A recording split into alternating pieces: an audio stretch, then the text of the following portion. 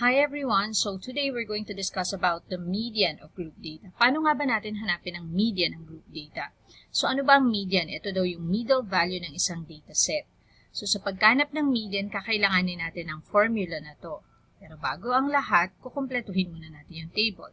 In a given table, kailangan natin ng lower boundary at less than cumulative frequency. So simulan na natin. Paano hanapin si lower boundary? Actually, lower boundary is halfway nung distance between one class to the other. Yung lower limit at yung upper limit ng previous class. So in this case, ano ba yung value before 1, 0? So ano ang midway ng 0 and 1? That would be 0.5.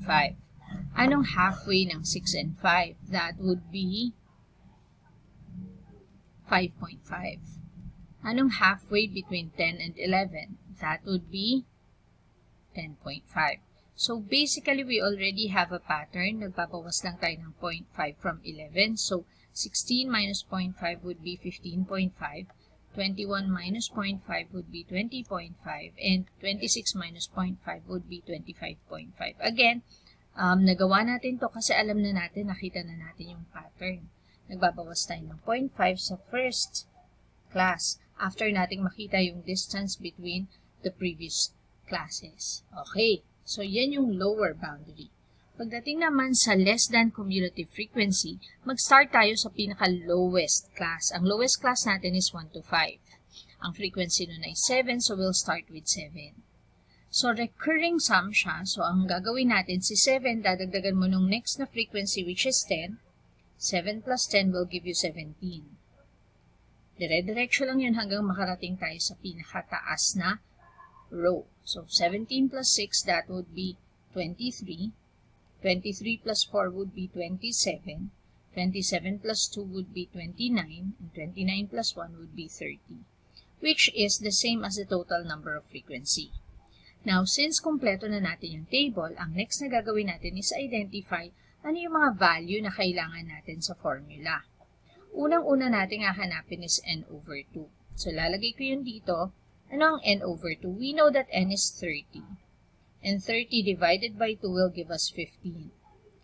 Para siyang yung position, pang 15th position. But if we're going to look at it, saan natin hahanapin si 15?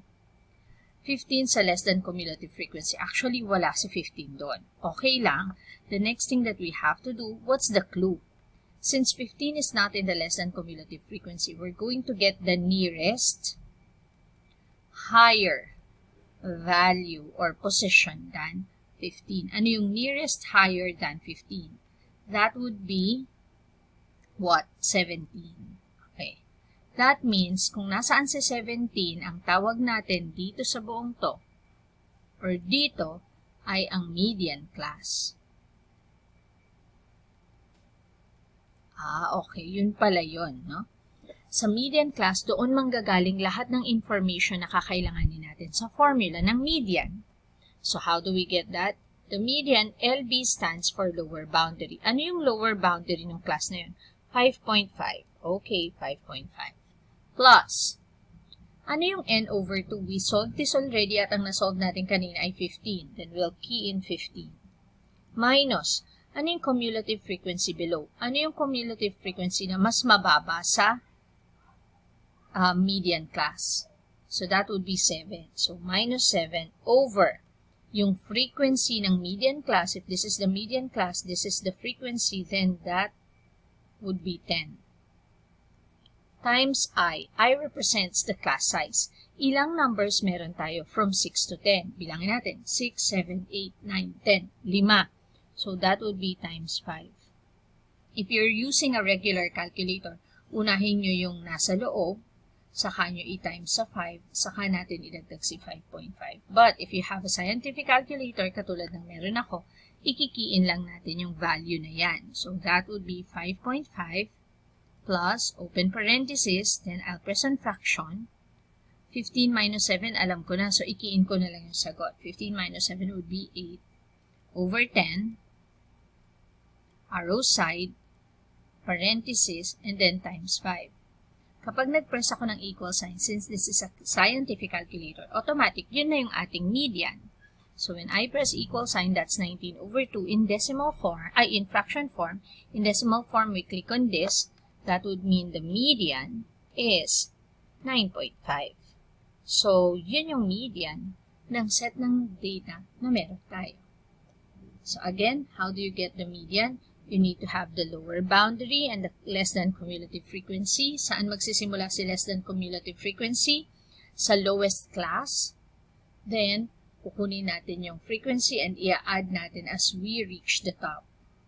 Now, pagkatapos niyan, anong gagawin?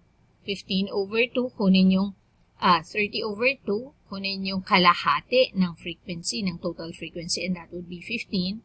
Pag nakuha na natin yun, ilolocate natin sa less than cumulative frequency. Now, saan siya sa less than cumulative frequency? Either sa value mismo or sa value nearest but higher to the one that you acquired. And that would be, in this case, 17. So, kung nasaan yun, yun yung magiging median class niya. From the median class, anong kakailangan ninyo? Kailangan natin ng lower boundary. Kailangan natin ng less than cumulative frequency, ng cumulative frequency below, which is yung mas mababang less than cumulative frequency, which is 7. And then, i-divide natin siya sa frequency ng class times the class size. The class size is ilang number ang bawat class. So, that will give us a median. So, the median for this set of data is 9.5. That's it.